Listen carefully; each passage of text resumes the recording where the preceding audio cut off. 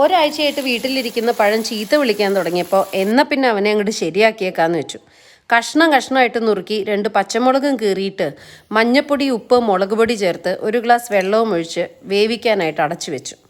നല്ല പോലെ വെന്ത് വറ്റണം. ഒരു ദാക്ഷിണ്യവും വേണ്ട കേട്ടോ. വേണമെങ്കിൽ ഒരു തുണ്ട് ശർക്കരയാവാം. പഴം നല്ല പഴുത്തതായതുകൊണ്ട് ഞാൻ ചേർത്തിട്ടില്ല. ഈ സമയത്ത് നല്ല പോലെ തേങ്ങയും ജീരകവും വെണ്ണ പോലെ അരച്ച് അതിലേക്ക് ചേർത്ത് ഇളക്കി വീണ്ടും അടച്ചു വെക്കുക. തിള വന്നു കഴിയുമ്പോൾ ഉടച്ചു വെച്ച് മോര് 1 ഗ്ലാസ് അതിലേക്ക് ചേർക്കുക.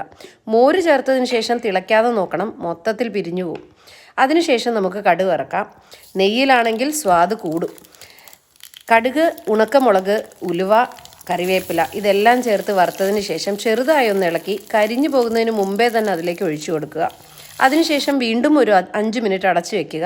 തണുത്തതിന് ശേഷം നല്ല ചൂട് ചോറിൻ്റെ കൂടെ പഴം പുളിശ്ശേരി ഒഴിച്ച് സുഖമായിട്ട് ഭക്ഷണം കഴിക്കുക.